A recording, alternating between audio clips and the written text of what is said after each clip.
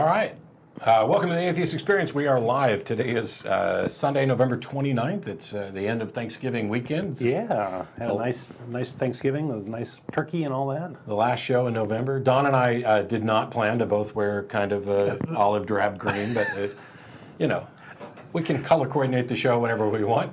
Welcome. This is a live show produced by the Atheist Community of Austin, out of Austin, Texas. We're live every Sunday from about 4:30 Central Time until 5:30-ish Central Time. We may run a little longer depending on callers. We would like to eventually get back to the 90-minute format that we used to use. We're still working on phone solutions. For now, we're taking calls via Skype, and the Skype handle is right there. Skype, the Atheist Experience, all one word, no spaces. Do not call that Skype address. Just send a message to it. We've got a call screener who will then make outgoing calls to connect.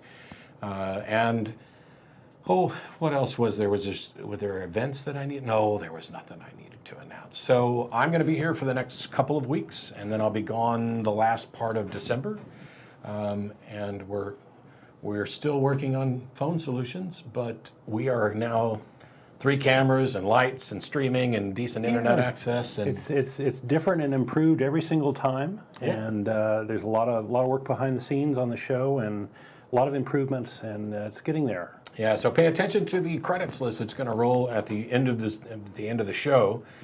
You can email tv@atheist-community.org, and instead of thanking me and Don and whoever the co-hosts are, you can thank all the people behind the scenes who help make the show happen. Eventually, you know, we've got a green screen. We can make this look like a more professional and less homey. Yeah, but you know, I kind of like it. I kind of like the homey aspect of it. Right. So I'm at Dillahunty. Joining me this week, Don Baker. Welcome. Good to be here. And you want to talk about Christian Detector. A Christian Detector, right. Yeah, I'm taking a little break from the failure series today. There was an article concerning Jeb Bush and Ted Cruz. Ted Cruz, yeah, and they were commenting on the Syrian refugee crisis, and there's this question of having other countries take in these refugees, since Syria is pretty screwed up in lots of different ways, and a number of these candidates and governors and such have said, hey, we're not going to allow any of these immigrants in our state or in our country, and thankfully most of these governors don't, and our own governor here in Texas has done this too, Ted Abbott. Thankfully these folks don't have the authority to do that. Greg Abbott. Sorry. Yeah. Jeb Bush and Ted Cruz said they would let in Christian immigrants only, which I thought it was kind of amusing, because it begs the question of how are you going to tell what people believe. And this has sort of been a puzzle for various groups along throughout history, of telling the heathens from the whatevers, right?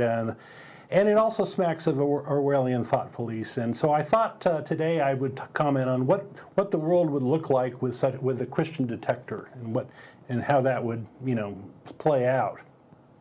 But first, I want to do a little aside, and then we'll take a call, and then we'll come back to the topic. So the aside is, Ted Cruz's reasoning is, if there were a group of radical Christians pledging to murder anyone who had a different religious view than they, we would have a very different national security situation, unquote. So he's saying that, our Christians are so wonderful that they don't have any of this terrorism thing, and then all of a sudden we get this shooting at Planned Parenthood in Colorado Springs, and yes, maybe the motivations of this guy are not so clear, but let's be honest. Planned Parenthood outlets or clinics and such around the United States are really the focus of terrorist campaigns.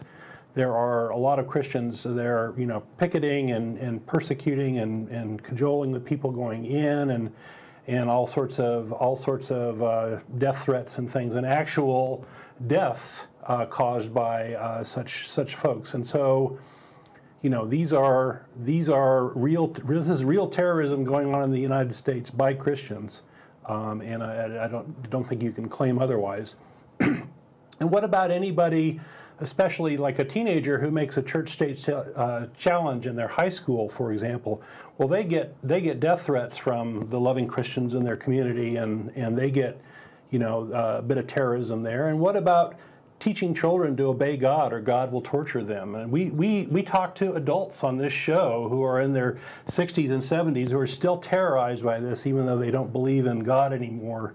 And what price are we paying for this sort of thing? So apparently Cruz thinks Christian terrorism is A-OK. Anyway, so I wanted to do that aside.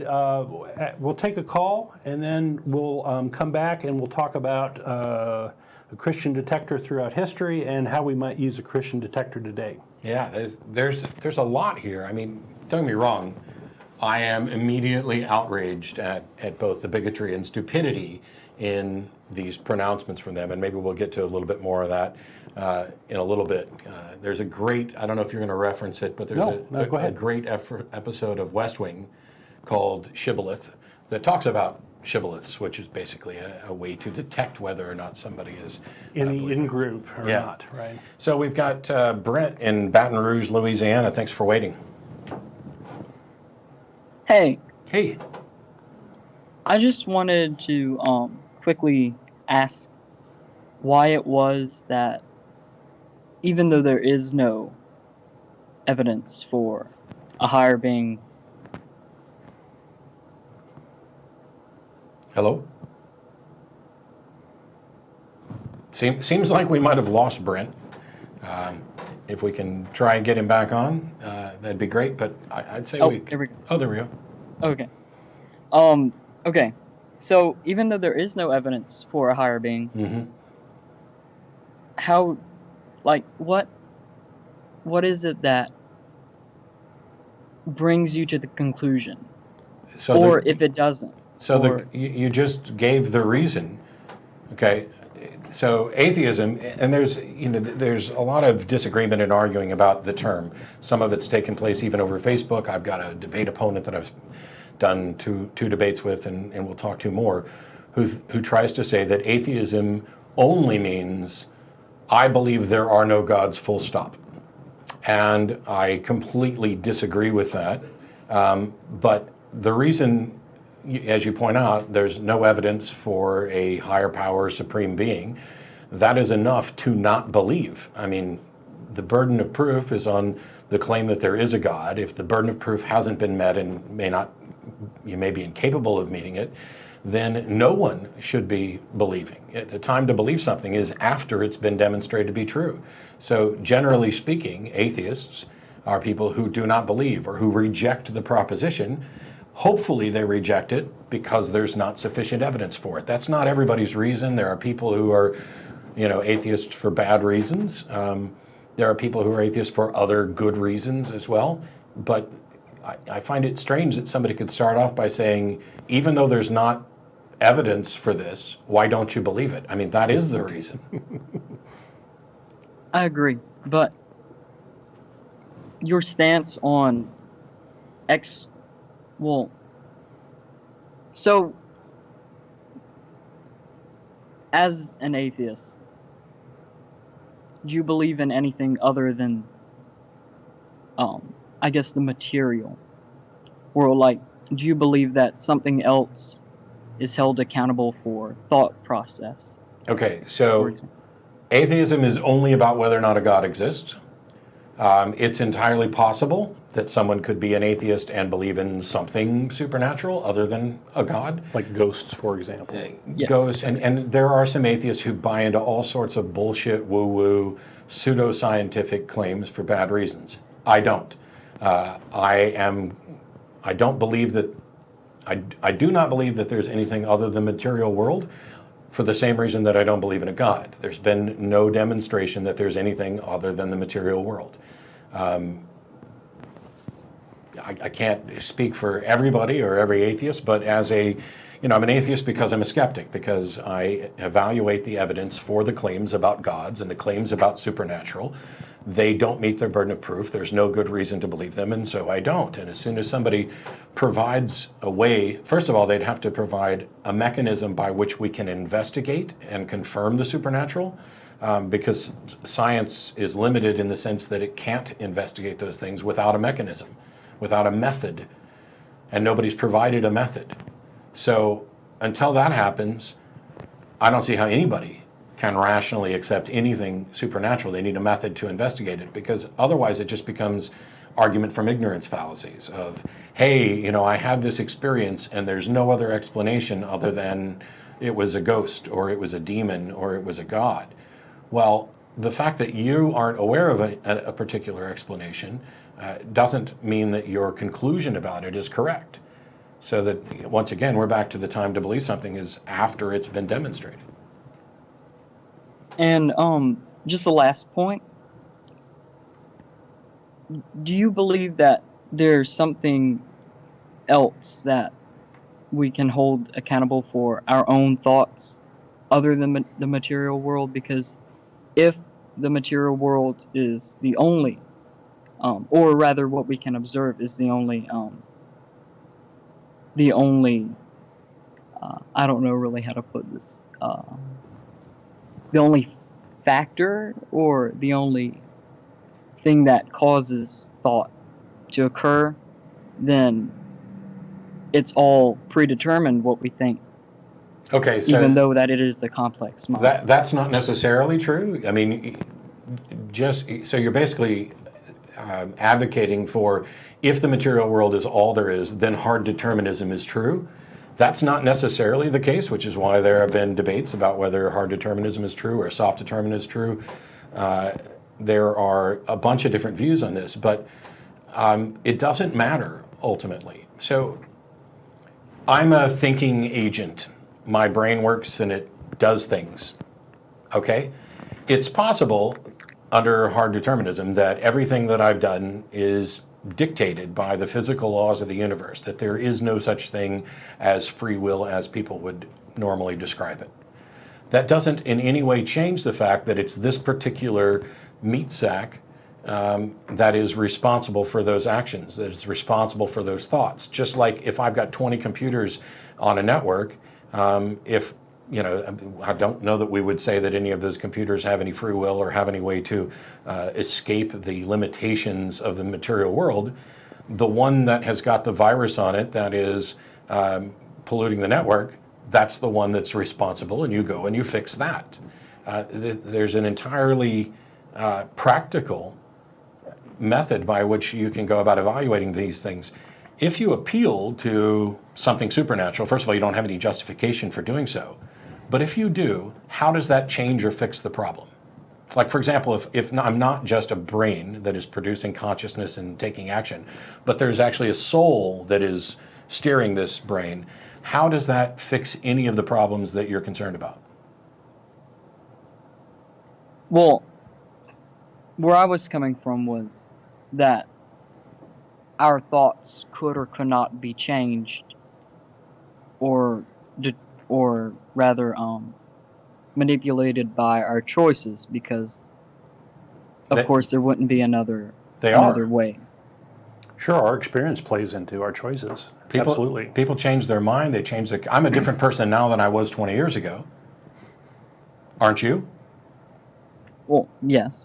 I mean, I don't know how old you are. Assuming you're over 20, I would say that you're different than you were 20 years ago. And you've changed your mind on things, right? I have. So, or at least I think sure. I have. It does. So this idea that there's some you that isn't bound by the material world that is responsible for changing your mind, it's a neat idea, but there's no reason to think that it's true, and I don't see how it fixes anything.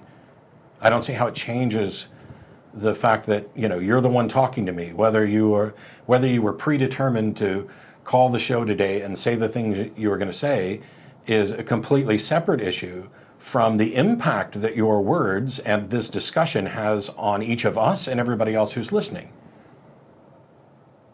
Well, I agree. Okay. It's not that I don't think that it has an impact. It's just that it makes it pointless. What do you mean pointless?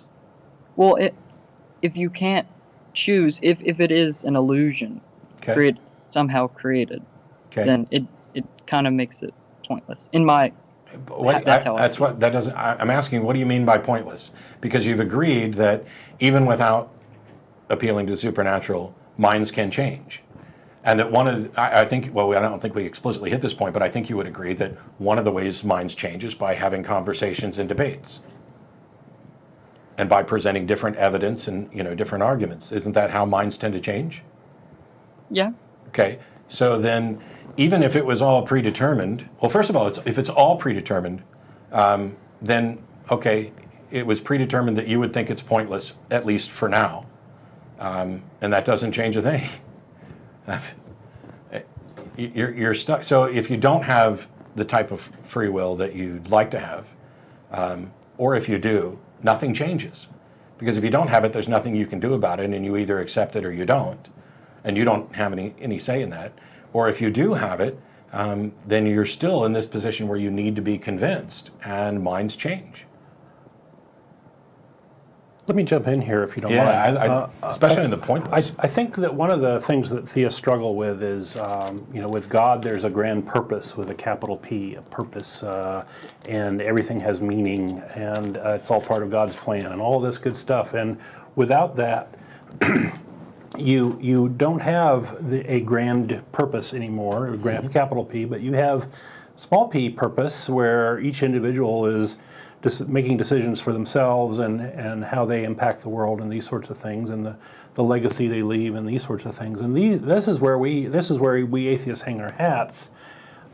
It's the impact that we have on the world and the people we love and the children we have and these sorts of things. These are the things that are small p purpose, and we don't even have a need for a grand P purpose, and we don't see that there is such a thing. And we wouldn't want it. And I think it's true that Brent wouldn't want it either. So, for example, I don't know how old you are, or what your current situation is, but let's say that you were going to college.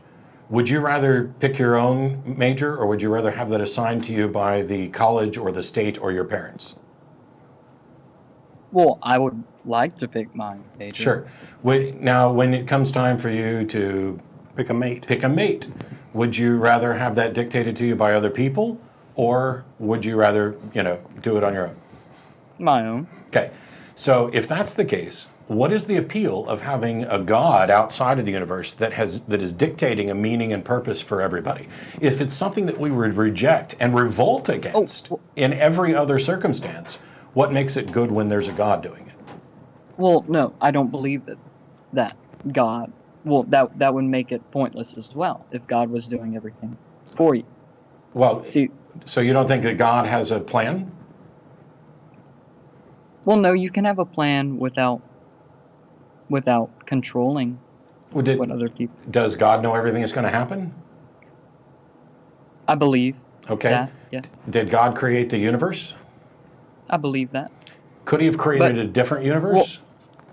He could have. Okay, And I so then believe he that- specifically chose to create the universe in which I'm an atheist and you're not. So how did I have a choice in this?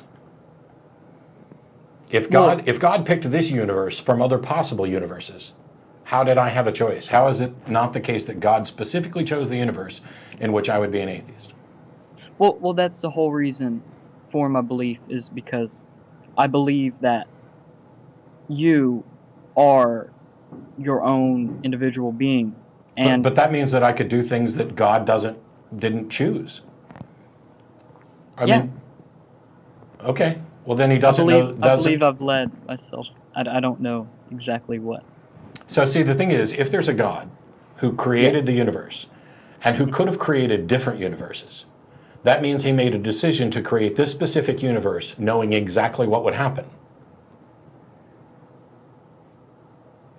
Unless he's throwing dice, right? I mean, unless he doesn't know what's going to happen, and he said, oh, I could make this universe or I could make that universe. I don't know what's going to happen in either of them, in which case, as Don pointed out, he's throwing dice. But if he chose this particular universe from other alternate universes, knowing what would happen in both of them, then he's the one who made the decisions, not us.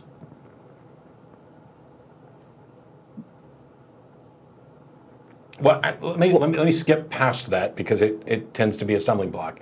When you say all this is pointless, What is the purpose of your life, and where did it come from? Well, what I was trying to stress on was that if I am my own individual being, Mm-hmm. and I am experiencing reality, Okay. because if, of course, I wasn't my own thinking being, I wouldn't know whether or not I was experiencing That's that like reality. solipsism, right? Would you know it in the other case? I mean, you're saying if this is true, I wouldn't know. If something else was true, would you know? Or isn't that just an unknown?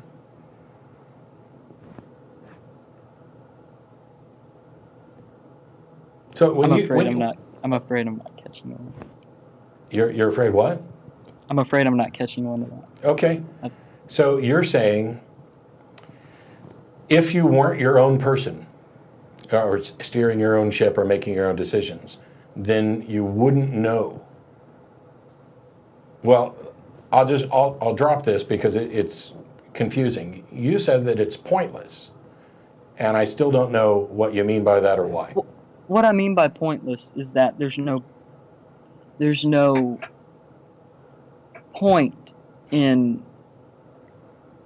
believing that we have our own decisions if there isn't something else that governs over that Why? decision. So, to me, that's backwards.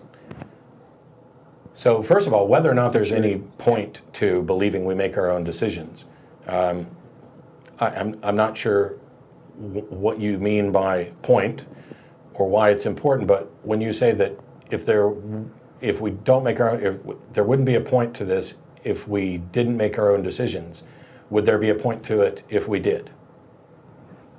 Yes. What would the point be?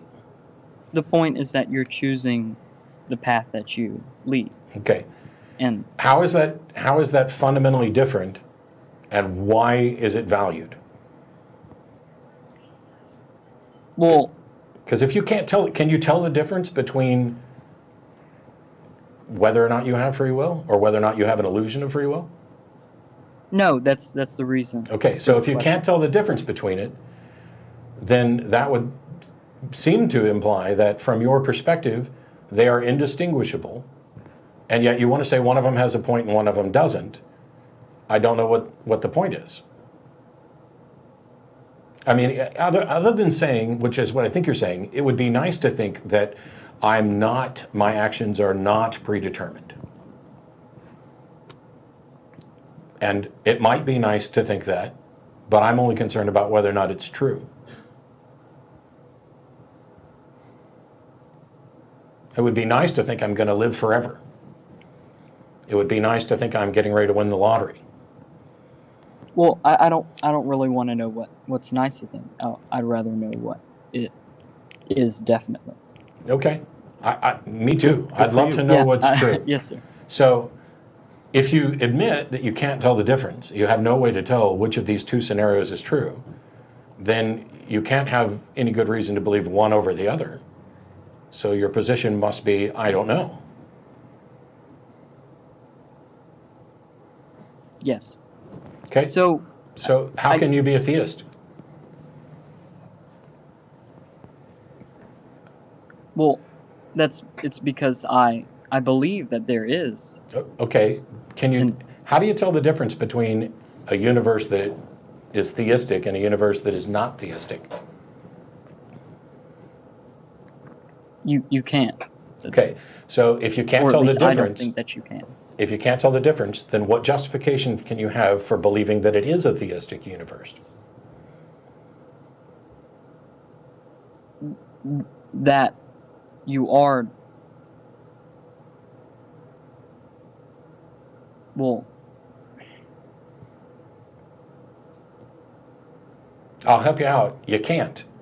If you're acknowledging that you can't tell the difference between two things, then you're acknowledging that you cannot then choose one of those two things and be rationally justified in doing so. You can certainly be convinced of something for bad reasons, but if you care about what's true, then you would want to be convinced for good reasons. And if the truth is that you can't tell the difference between these two possibilities, then your position is you shouldn't believe. Right. The honest answer is I don't know, Yeah. or I can't tell. See, the atheist position is not necessarily gods are false, there are no gods. Certainly you can have that position rationally about some gods. If they are prone to internal contradictions, or their definitions conflict with observations in reality, if they are logically impossible, things like that. But for an unfalsifiable proposition of God, unfalsifiable meaning there's no way to demonstrate that this is false, then you can't be rationally justified in believing it. And that's the atheist position in many cases. I do not believe this because there isn't a way for me to tell that it's true. I know that sounded like I was going to say something else in addition, but I figured it'd be better to stop there.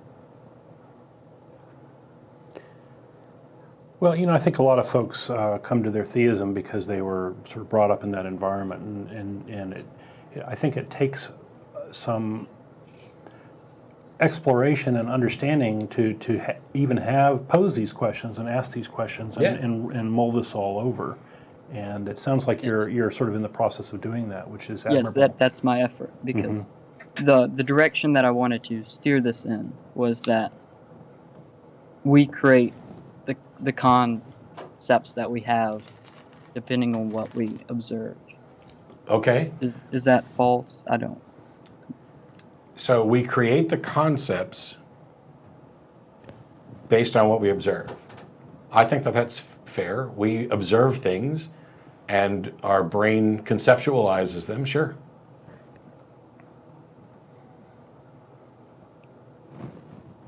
Okay. I'm not sure where to go from there. Yeah, me neither. All right. Okay. Well, hey, do some more thinking about it. If you have other questions, by all means, feel free to call back. We appreciate it. All right. Thank you for your time. Thanks, Brent.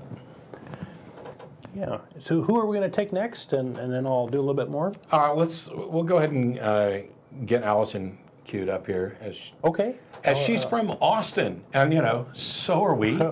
Golly. Once upon a time. So this show, by the way, I've been hosting the show for 10 years. Wow. I mean, I feel old too. Yeah. We're coming up.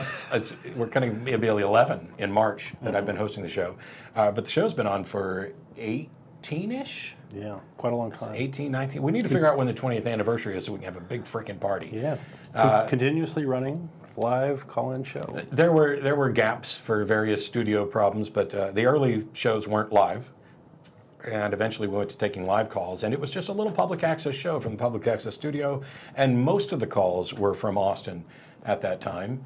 And we got some unusual calls, because Austin's a weird town. I mean, it has the keep it weird as the logo, and it's a really interesting mix. Yeah.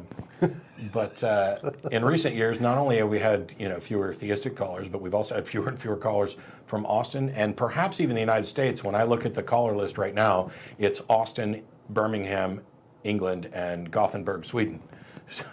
So we're now an international show. Yeah, boy. But if we can get Allison from Austin on, that would be a pleasure. Yeah, let me do my next little shtick here. Getting back to Ted Cruz and Jeb Bush, how would history be different if there were a Christian detector? Well, let's imagine we had such a device at various times in history, and how would the world be different? Well, if it had been invented before 4000 CE or 400. 400.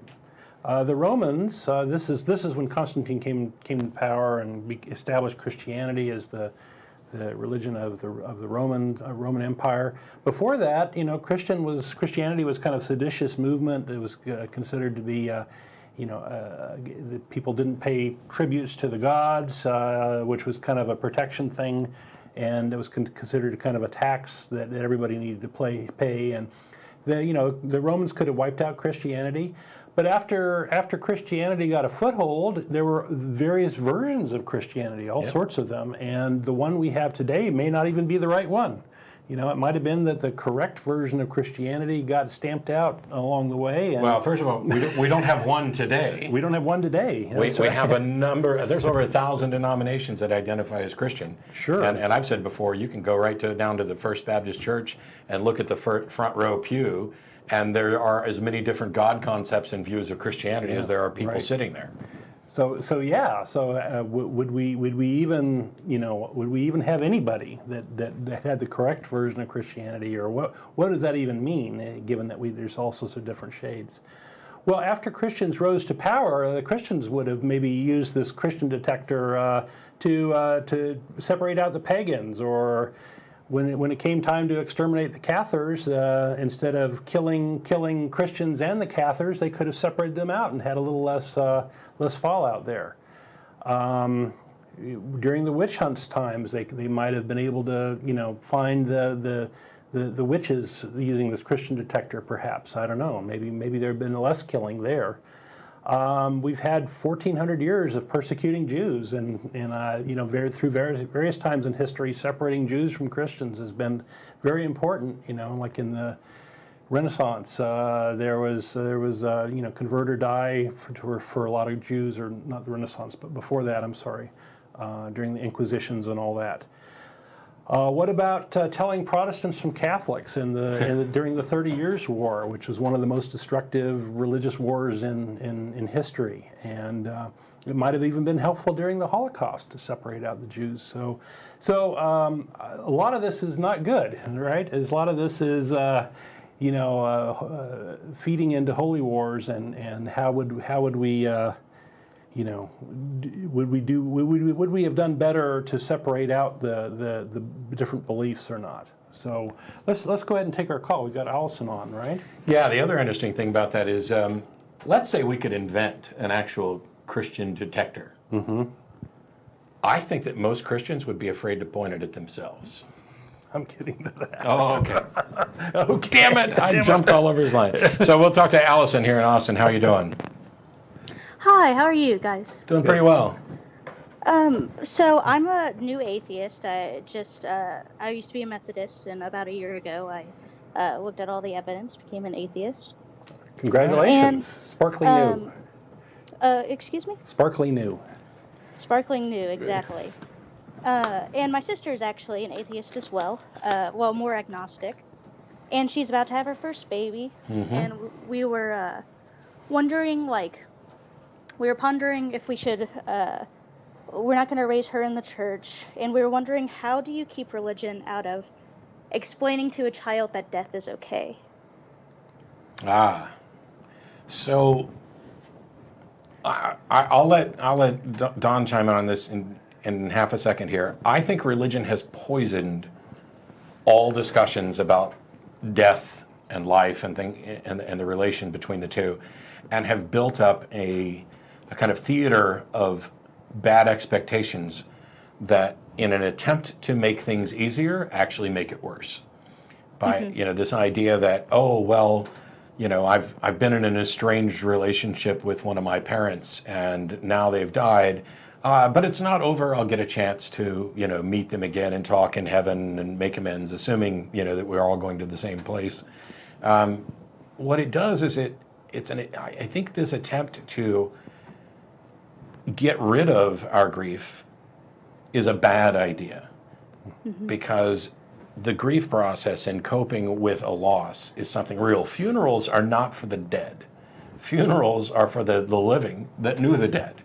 This is, some people will throw funerals and have a party and stuff like that.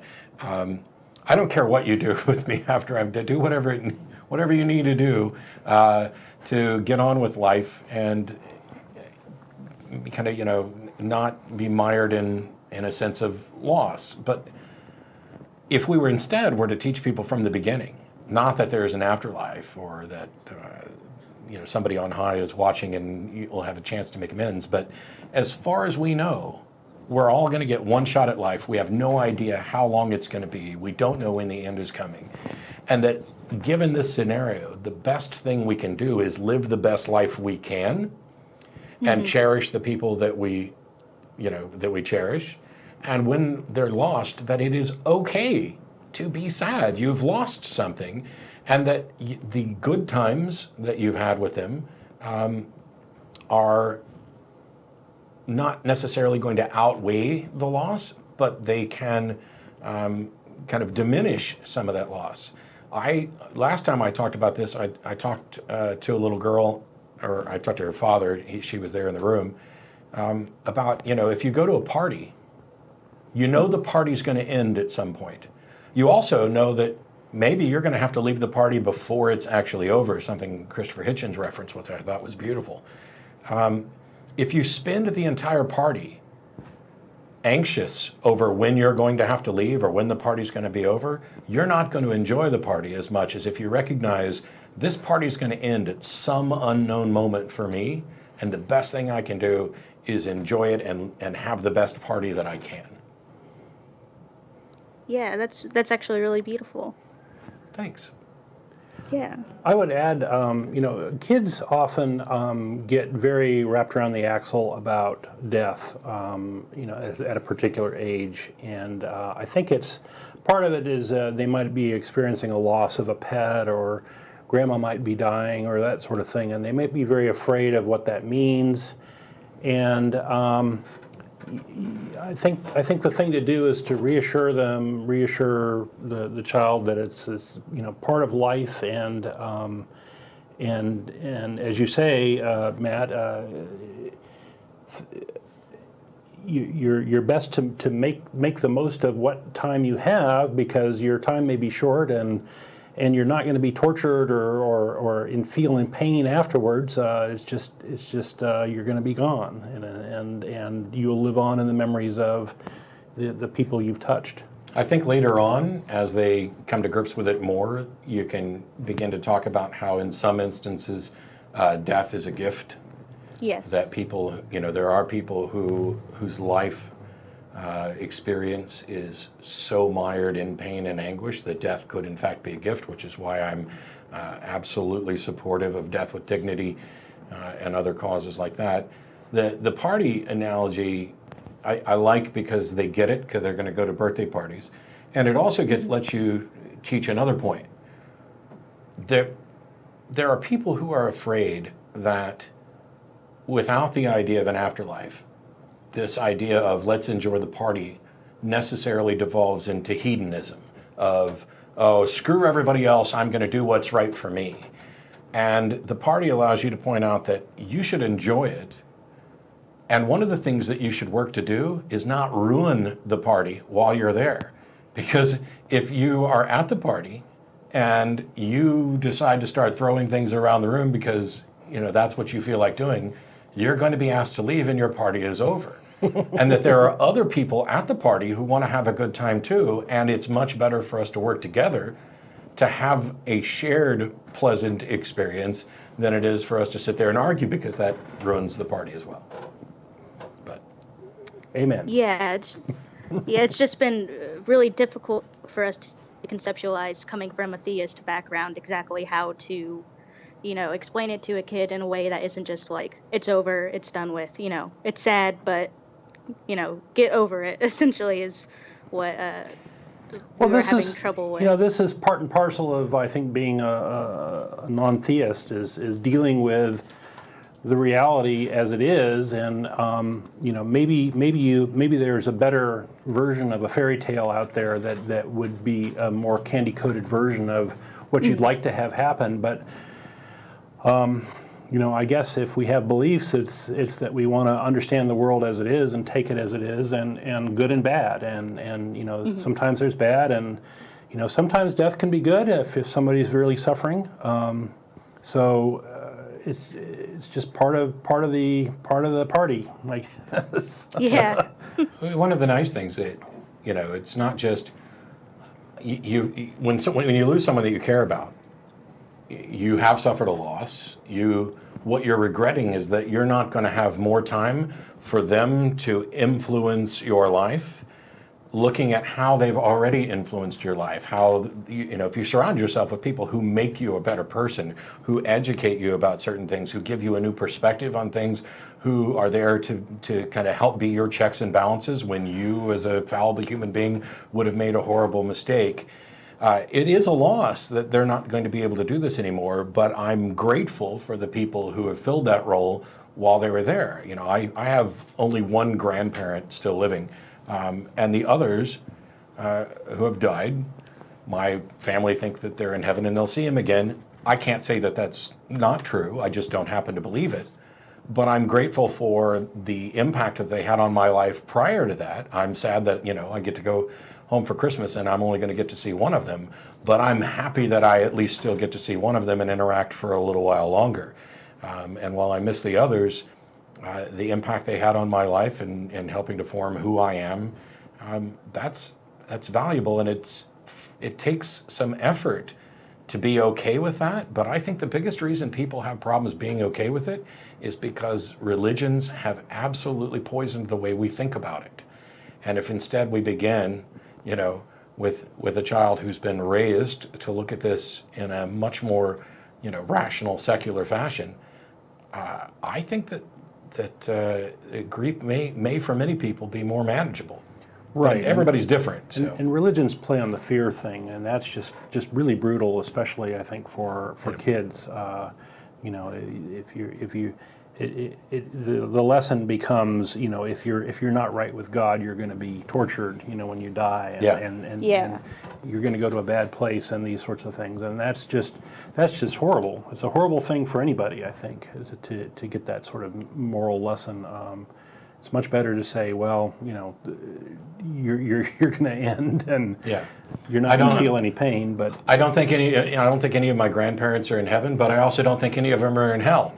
And as we're talking about a Christian Detector today, my grandparents were all identified as Christian, but they had different beliefs, and everybody wants to go to. How many times have we been to a funeral where the religious officiant says, well, you know, it really sucks, but this person's burning forever in hell, and I mean, they just don't say that. The default presumption that they do for everybody, even though they know from their own doctrine that it can't possibly be true, is that they either talk about they are in heaven, or we can hope that they will be in heaven, you know, and we'll use the hope thing instead of saying, you know, this person was a complete piece of crap who rejected the church and is now going to burn forever in hell. The only people doing that are Westboro Baptist Church. Yep, and I definitely am glad I don't identify with them anymore. So, so thanks so much for calling. I appreciate it, and you know, good luck with that. And they're all, by the way, they're also really good secular parenting books. I know Dale McGowan has written one or two of them, so you can. There's a website. You can look that up. There's a number of different websites. Dale's a great guy and has a lot of good information on raising kids without religious dogma and imagery.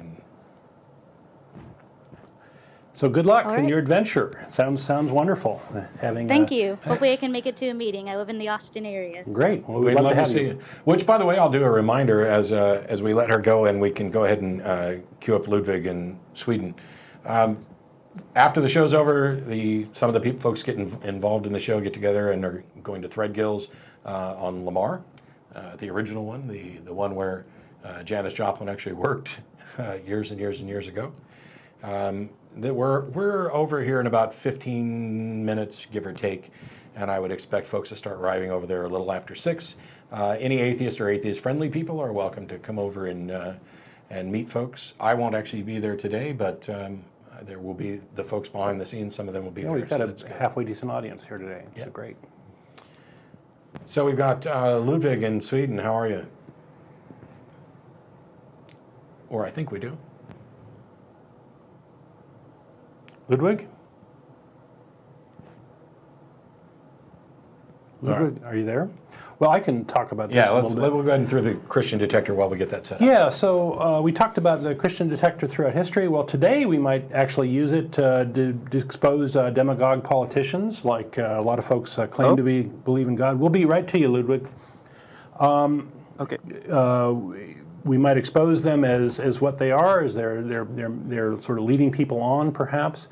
As Matt alluded to, if we were to take one of these Christian detectors into a church, we might discover that, hey, there's not many Christians in here, and hey, the minister isn't Christian. We actually have the Clergy Project helping people who are in the clergy come out as atheists or non-believers and find other roles where they don't have to. They don't have to lie, those sorts of things. And if we were to scan this across the United States, we might discover, well, maybe the Fred Phelps family is the only true Christians there, and nobody else really qualifies or something. They're certainly convinced that that's the case. They're certainly right. And I think Christianity would lose much of its power because it would bring home to the fact that there are many different versions of Christianity, and they all can't be right.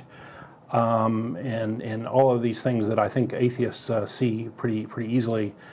Abroad, if we were to see, ISIS or the Taliban have this Christian detector, there might be some horrible consequences for folks in Syria or folks in countries that have mixed religions. And the people sneaking over to give away Bibles in China and other countries where it's not permitted There you go. would There's be another exposed at the gate. There you go. At least turn around and go back. Take your useless book that, if you want to show up with food and say you're giving away food, do that, but you don't have to attach a Bible to every sandwich you hang out. Right.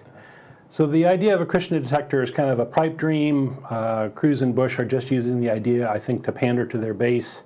And for those Christians in the audience, would you pass? Would you be a true Christian or not?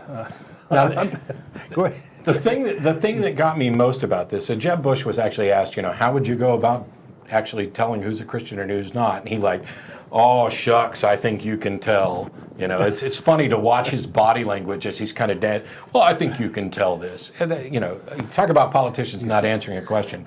The truth is, until you can actually read minds, you have no way of doing this. Doctrinally, if any of these politicians that are claiming they can tell who's a Christian or not, if any of them were quote unquote true Christians, and I'm putting on my no true Christian, not quite a fallacy hat, at least doctrinally, God is the only one who can tell who is or isn't a Christian. It's entirely up to him. He's the only one in their doctrine who can actually know the mind. And they would all identify this because they know there are non-Christians in their church. They know that Christians throughout the world have been exposed as not good enough Christians or into various scandals or other stuff. This idea that we could actually tell who is or isn't a Christian is not only nonsense, it is bigoted and unfucking constitutional. Yep. You don't get to give me your cold, your hungry Christians only. That's not what we're about. Yeah. Religious freedom We're a country of immigrants. is right. in there, and we already, I remember when Obama was running for office the first time, and there were people like, oh my gosh, he's a Muslim, oh my gosh, he's a Muslim. And on CNN, I forgot her, Ms. Brown, I've forgotten her first name, pointed out he's not actually a Muslim, but so what if he was? There's no constitutional prohibition. We have religious freedom here. And as a Muslim, he could run for and win the presidency and serve that way. So to hear these pandering asshats turn away needy people who are trying to escape atrocities, and instead of saying what perhaps their actual motivations are, just say, oh, well, we'll take the Christian ones. Well, screw you, buddy. You should take the atheist ones too, and the Hindus and the Muslims and the Scientologists, if there are any coming from Syria. Because I think that what happened here is they realized that as they started making pronouncements about the danger of all the terrorists who are going to sneak over with the refugees, where they've blown up the numbers to ridiculous proportions under any reasonable statistical model, that they realized, hey, this isn't selling as well. It kind of makes us look a little fear-mongery. So instead, we'll pander to the religious base and say that we'll happily take the Christians. Well, bite me. Personally, I'd like to bag up all of the Christians like you who aren't in favor of religious freedom and ship your ass to Syria. But I don't get to decide who lives in the United States, and neither do you. And on that note, we'll go to Ludvig in Sweden. who doesn't live in the United States and is probably happy about it. Hey, welcome. Hello? Yeah, you there? Thanks. Thanks for waiting. Ah, cool. Thanks for having me. I was just wondering about, like, how do you guys believe in objective morality? Depending on the definition, yes, I do. I'm going to let you okay. take that. You know, yeah, What Don, about- Don doesn't want to go near it. So my view on this is that provided you begin with a definition of something along the lines of well-being, Sam Harris has presented it that way, I did as well in a number of talks, that there are objective truths to be discovered. As physical beings in a physical universe, the consequences of my actions are dictated by physical laws, and their impact on others is also dictated by physical laws, and so there are objective truths to be discovered. The primary objection that people launch to this version is, yes, but why should we care about well-being? You haven't given me any reason why we should care about that. And my answer is, I don't give a rat's ass. I really don't, because we do care about that. And saying, why should we care about it, is basically a big red herring. It's a way of avoiding the actual issue. The people who don't care about that tend to remove themselves from the gene pool or remove themselves from society. And if you don't think that that is what counts as morality, then let's set aside the label and give it another label and actually talk about the substance of the position rather than focusing on the label. All right. So it's a form of utilitarianism. It is a form of utilitarianism. It's a kind of a pragmatic, it's a recognition that we make decisions, okay? We evaluate things. So in any given situation, there is a finite set of actions that I could take. And some of these actions will have terrible consequences, and some of them will have relatively neutral consequences, and some of them will have good consequences, both for myself and for other people. And the only thing that we need to have is the ability to compare those consequences to figure out what set of one or more actions represent the pinnacle for that particular situation. So one point of confusion, which I'll clear up real quickly, when I talk about objective morality, I am not talking about universal moral absolutes. My morality is still a situational morality, because I recognize that in this situation, a particular action would be moral, and in a different situation, that action might be immoral. For example, after Hurricane Katrina, there were people who were, stealing supplies from stores. Well, if you stole a supply from a store when there wasn't this crisis going on, it would absolutely be immoral, or it would be viewed as immoral, generally speaking. I guess I should avoid the absolute thing, but I'm still talking about within the situation. When you do it after Katrina, all of a sudden it doesn't have the same moral tag attached to it. As a matter of fact, it may be the most moral thing you can do is to take supplies that were going to go to waste anyway, even if they belong to somebody else, to help people survive, to rebuild that community. Okay. What about Don? Do you have a similar view, or? Oh, I would agree with that. If you want to talk about an objective morality, it's where would that come from? There is no sort of objective perspective on the universe. Since we don't believe in a God, where would that come from? So I don't, Exactly. So that's kind of where what I would add. And my position is that the only objective standard that I am aware of, that I can appeal to, that other people on the planet happen to agree with, are the physical facts about reality. When I say that something, when it's objective, I mean it is not subjective. It means that it's not just a matter of personal opinion for an individual.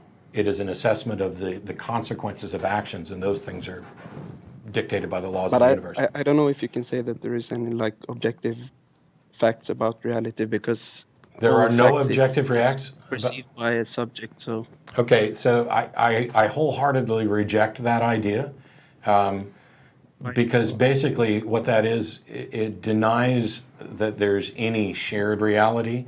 it devolves into solipsism. I have 3 cameras sitting in front of me right now. That's an objective fact about reality that we can investigate not only with my own subjective senses, but other people's.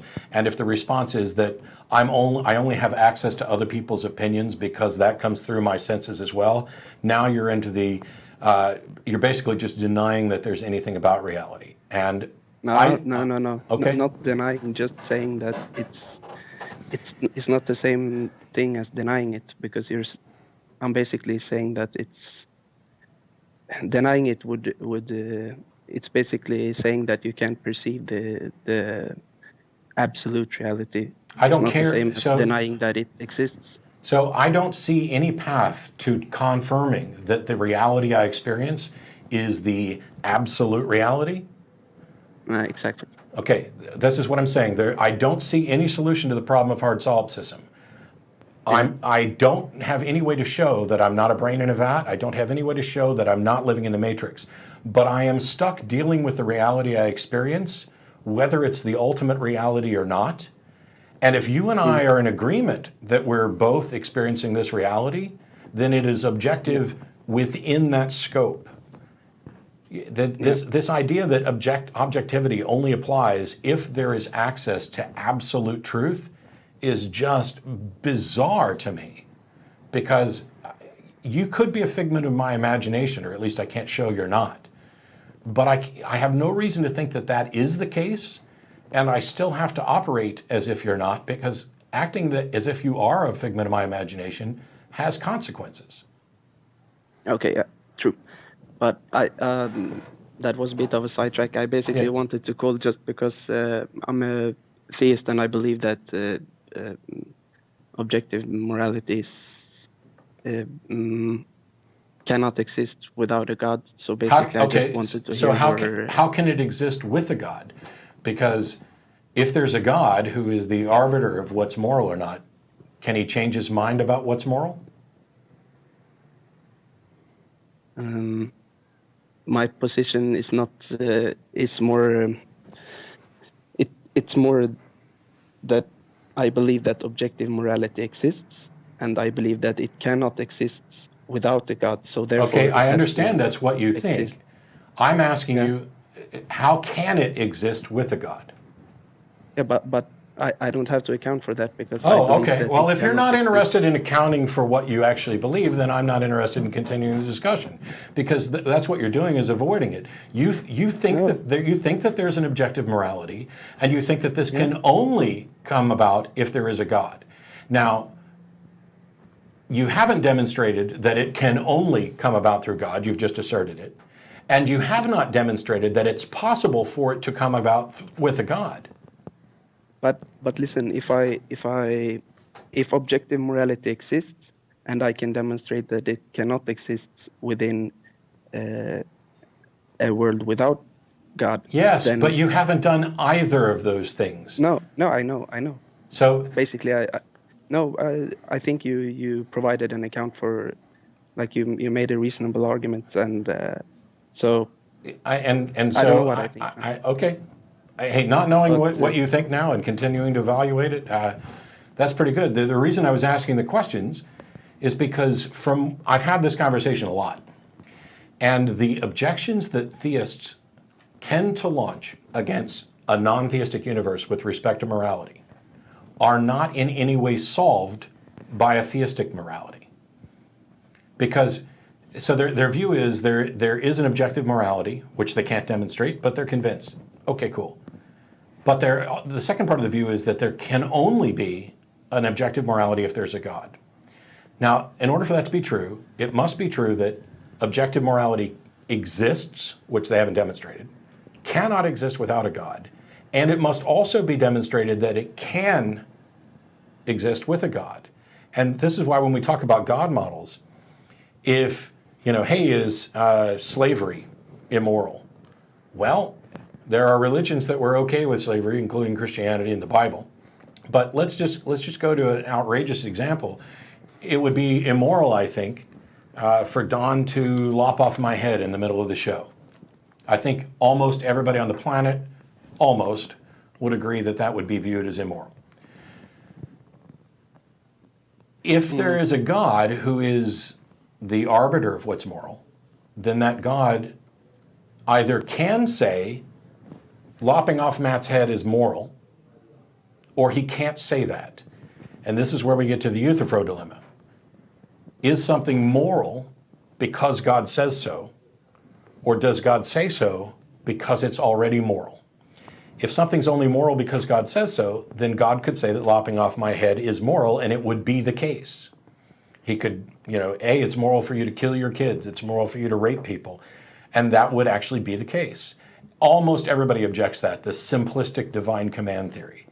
So instead, the other option is that God says that it's moral because it is. And if it's moral, then it's not tied to what God says, Then you don't need God. then you don't need God, and you can discover the truth about morality, irrespective of whether God exists. But anyway, we've got a couple of theist callers we want to try to get to here before we close out. I appreciate the call. Thanks so much. Bye-bye. Thank you for having me. Thank you. Who are we going to take next, Mr. Matt? I don't know. Let's see. Let's go with Thomas in Utah. I had a little bit of a follow-up while we're kind of waiting for Absolutely. that to happen. I think a lot of folks on the moral questions, the fact that there's so much uncertainty of what are the consequences of my actions and Yeah. stuff, I think that paralyzes people. Yes. And they just are sort of unwilling to make a decision under the idea that if I make a decision and it's bad, I've caused something, I've done harm. And I think that kind of clouds a lot of that reasoning that you gave. There's a frustration Yeah. with, I could take this action, but I don't have perfect knowledge of the universe, so I don't know what all the consequences That's right. are. That's right. There's also decision paralysis, where if you have like too many options, you can't make a decision. And both of these frustrations are solved, and I'm going to put that in air quotes, by appealing to a God, because now you've got somebody who does have perfect knowledge of the universe, Right. and is does not going to understand be all the crippled. consequences, right. It's not going to be crippled by decision paralysis. Giant computer. And if that's the person who's dictating what you think is right or wrong, then basically it's a way of avoiding the difficult work of thinking about morality. Right. But anyway, Thomas in Orem, Utah, thanks for waiting. Hello? Hi. Hey, okay, so I'm trying to think about how to say this. As of right now, I'm currently a Mormon. But I guess, I don't know how to say it, like, I guess you could say that I've become convinced that it's not true, or not necessarily true, or whatever. And as far as, like, coming out to my parents about it and my family, I really haven't been able to keep my mouth shut about it. And so I ended up, well, my dad, I don't know how, I guess over time my dad kind of was wondering, what was going on with me, and I don't know. It's hard to explain. I'm really nervous. Sorry. No, it's fine. And there's nothing to be nervous about. One of the things is that you say, you're a Mormon, but you don't believe it's true. And for some Right. people, they would immediately jump on that and say, oh, well, if you don't believe it's true, then you're not a Mormon. Don't worry, I'm not going to do that, because I get it. Because there is a cultural association as well. I am part of a family that is Mormon. I have been attending a Mormon church. Right. First of all, you are not remotely alone. I've gotten emails from other former Mormons and people who are stuck in positions where they no longer believe the religion that their family holds and the one that they're currently involved in, but they don't know what to do. In your case, when you say that you can't keep quiet about it and it's been causing problems, so I guess I'm looking for kind of, what is the problem that you think we might have some help for? So I was asking my dad, and I've been watching, you guys' show a lot, and it's really helped me understand that,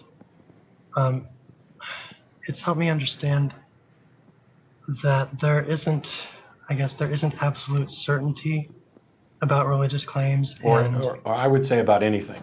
I'm not convinced that there's absolute certainty about anything. Okay. But when it comes to religious claims, I don't even think there's reasonable certainty. Or I don't even think it, like when you are looking at a murder trial or any number of there's different standards of evidence required to reach a conviction. There's, to a reasonable, or beyond a reasonable doubt, to a reasonable certainty, there's to a preponderance of the evidence.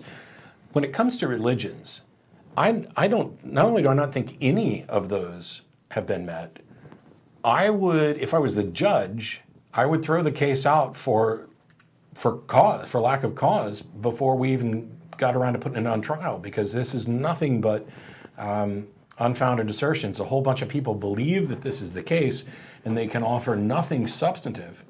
So I don't even think that the trial should be brought. Unfortunately, we live in a world where a lot of people do, and so you have to evaluate those things. Right. One of the biggest arguments that my dad had was that he was kind of telling me, well, if the church is honestly what it says it is, and the way that we can know if God is real or that the church is true or anything, then it would be through the method that God has set. Saying that you have to pray to know whether He's there and that He loves you and that the church is true. And if He's honestly there, then He will let you know through the Spirit. Okay. So I guess the first question is, how could you confirm that that's actually happened? Well, okay, and I asked my dad this, and he said that the Spirit would basically be telling you that what you're having a spiritual experience about is a spiritual experience. Does that make sense? Well, I would say no, it doesn't make sense, except that I kind of get what his point is. The question is, first of all, I don't know how to tell that I don't know what a spiritual experience is. I don't know how to verify that somebody, including myself, has actually had one. Doesn't seem to be. By the way, it sets it up so that there can be no independent verification. It becomes an individual appeal to a divine revelation, and. Okay. Going back to Hume, revelation is necessarily first person, and to everybody else it's hearsay. So your revelation does me no good, my revelation does you no good, as far as having a foundation. But I think it's worse than that, because my revelation doesn't do any good on its own about telling me what's actually true.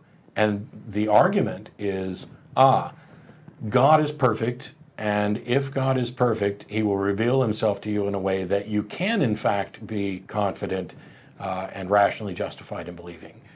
I don't know how that works either, because at a minimum, if we were to begin to accept that this supernatural realm exists, under many of the models, there's a devil and demons who are also supernatural and powerful, who are out to deceive you. So even if you had an experience that was in fact supernatural, even though you couldn't confirm it, I don't know how you could confirm the truth of it if there is something out there that is more powerful than you that is trying to deceive you. Right. Which is why a number of Christian denominations view Mormonism as a cult, and why they view Catholicism as a cult, and why they view basically my religion's the right one and all the rest of them are cults.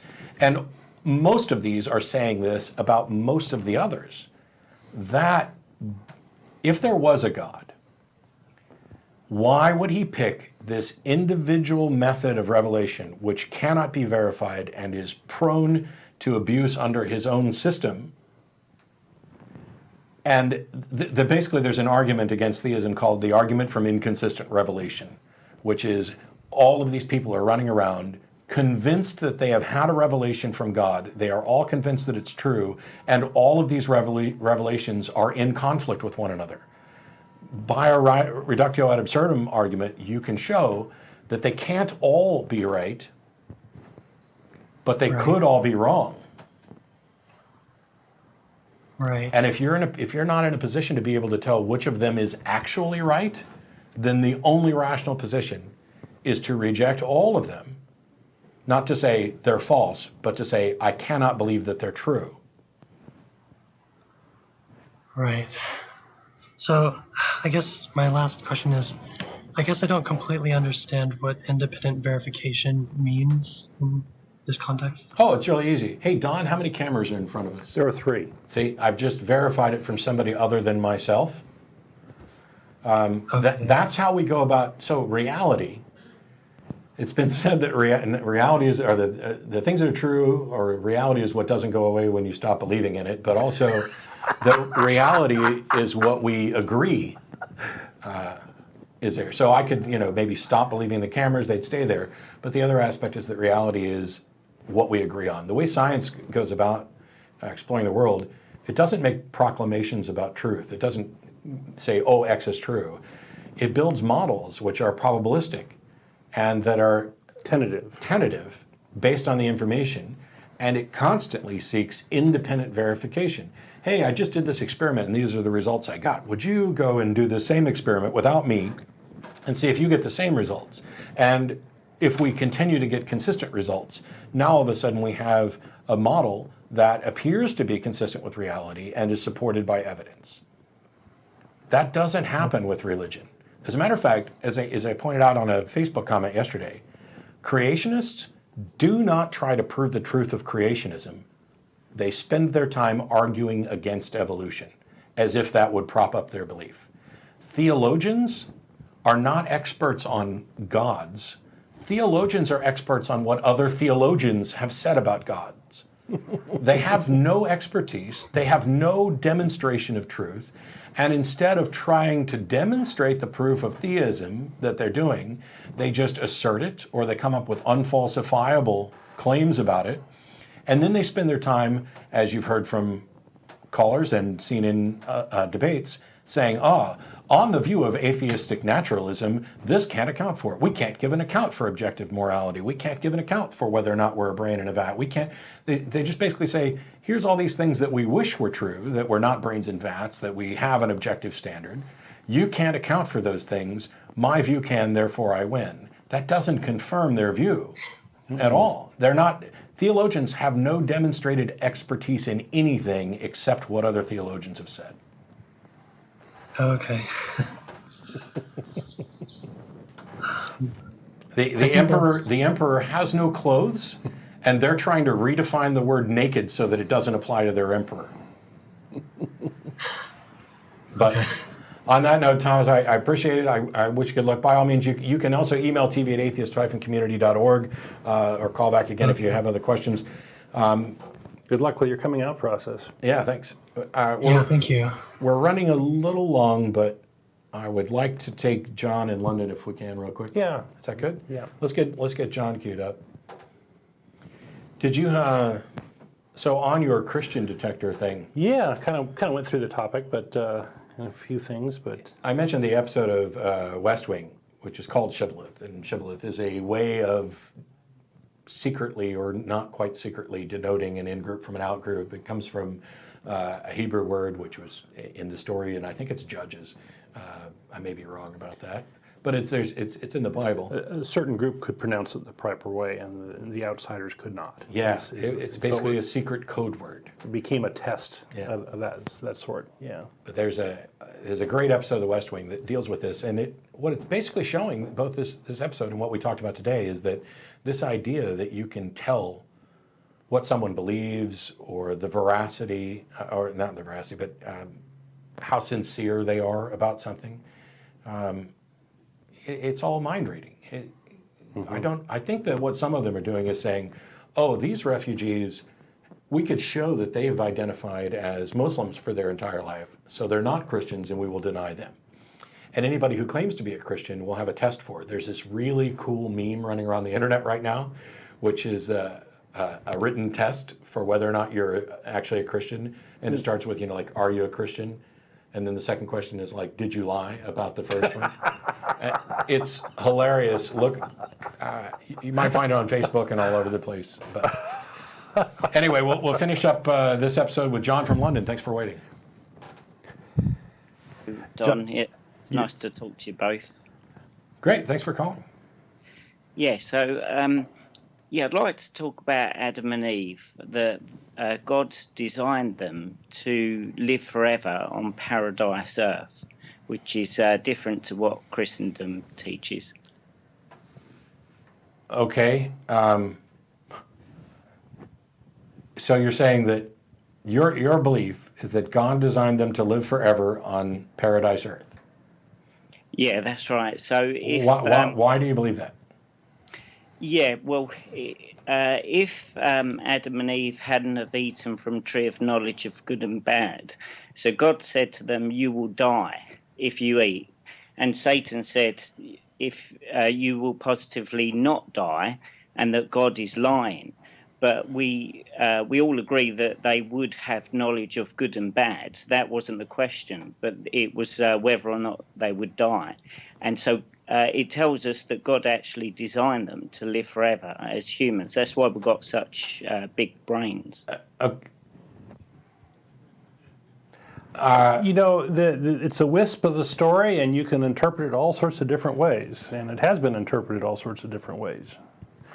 Yeah, my concern isn't so much what you believe, but why. And it seems that you believe it because this is your interpretation of what's in the book. Well, it's logical as well, isn't it? I mean, Well, if I'm fine with that particular apologetic attempt to make sense of the story. My concern isn't whether or not someone can make sense of the story.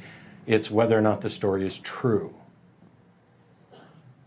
yeah, that's right. So there's only one truth, and whether we know about that or not doesn't validate it Sure. as to the Do truth. you have any way to demonstrate that what you believe is true?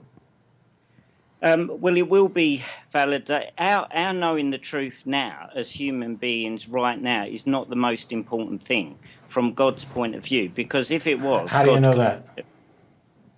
Yeah. Go on, sorry. So basically, your answer to my question is no, you can't demonstrate that it's true.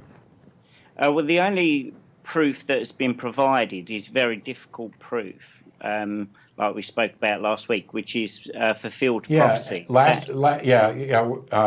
So last week, you said that we would know about this in the future, and I told you to call back in the future when we knew. Do we know now? No, that wasn't my point. My point was I don't that care. No, I don't wasn't- care. Yeah. I wasn't trying to use future prophecy as proof now. Okay. I was trying to say What justification what justification do you have right now? Well, it's deliberately difficult. The justification is still the fulfilled prophecy. Fulfilled prophecies have nothing at all to do with the Genesis story. Well, it is the Is truth. it? Okay, so the Genesis story could be true or not true, correct? No, it is. There's truth. There's only one truth. I don't care. Is it possible for this story? The only two possibilities are that this story is in fact true or it's not in fact true, correct? Yeah, that's correct. Okay. I need a way to distinguish between those two possibilities. Pointing to, let's say that the story is not true. If we assume the story is not true, is it still possible that the book could have prophecies that came true? Well, I would say that the prophecies have come true. Wow. Okay. I realize that we're, two people separated by a common language, but I'll try this again. Assuming that the Genesis account is not true, is it possible for prophecies in the Bible to come true? Okay, I'll go along with it. Yeah, it is Cool. possible. Then your appeal to prophecies in no ways demonstrates the truth of the Genesis account. Okay, fair enough. Okay. So since you can't use prophecy to demonstrate the truth of the Genesis account, do you have any way to demonstrate that it's true? Well, could I give you an illustration of the point I'm trying to make, just to make it... You're calling with this claim, and I'm asking a simple question. Do you have, now that we've excluded prophecy, do you have a method to demonstrate the truth of the Genesis story? No, because Then it's we're done. deliberately not. Then we're done. It's deliberately done that way. Then we're done. Say goodbye to John, everybody. Thanks for calling again this week. John. Appreciate it. So this is we've reached the end of the show, and in a minute they'll roll the credits on all the people who make the show happen. Here's the thing. For years, we've talked on this show about we'd like to have conversations with people about what they believe and why, and the why is the bigger point. And if you call in to say, I believe that the Genesis account is true, and you acknowledge that you have no way to demonstrate this, then the conversation is over, because it's indistinguishable from somebody calling in to say, I believe that ancient aliens peopled the earth, and I have no way to demonstrate this. And it's also indistinguishable from people who say that I believe that universe-creating pixies created the universe, but I have no way to demonstrate it. The fact that someone can say, I believe this, and I have no way to demonstrate it, is a huge red flag to show that they do not care about truth. They don't have good understandings of how we go about determining what we should believe. Right, it devolves into therapy at that point instead of a conversation about the real world. I'm not here to serve as your therapist for your sophistry. I care about what's actually true. And anybody could call saying, there's a story in this ancient book, and I believe that it's true. Could be the Genesis account, could be something else from the Bible, could be from the Quran, could be from the Bhagavad Gita, or any number. It could be from Mark Twain. I believe that the story is true. Okay, do you have any way to demonstrate it? No. Then you're admitting that you don't actually care about the truth, and that you don't care about good standards of coming to what you believe. I appreciate the fact that you believe it. I don't think that you're lying about believing it. I just think that you're demonstrating that you're irrational. And when we have that conversation, and you get to the point where you say, I believe this, I don't have any way to demonstrate it, and that's good enough for me, we're done. Because it shouldn't be good enough for you. It shouldn't be good enough for anybody. That's the entire point of skepticism and critical thinking. It's the entire reason, now we're going back to the very first call of the day, there isn't evidence for it. Therefore, I cannot be rationally justified in believing it. And you shouldn't be either. When people get upset that atheists are saying that Christians are wrong, or Hindus are wrong, or Muslims are wrong, it's not that we're saying what you believe is false. We're saying you, by your arguments, by your own admissions, acknowledge that you should not believe this because you don't have enough reason, and you continue to. And that's where we say you're wrong. And to amplify, even if you come from a community of like believers, that's reality's not up for a vote here. It doesn't matter if you have 100 people that believe the same thing, same kooky thing. You still need to have the evidence. Yep. On that note, we'll cut out for the show today. Thanks, everybody. Thanks to the studio audience. Thanks for everybody for tuning in. We ran a little bit long, but I enjoyed it. Yeah, I had fun today. So we'll see you again next week. Bye-bye. All right.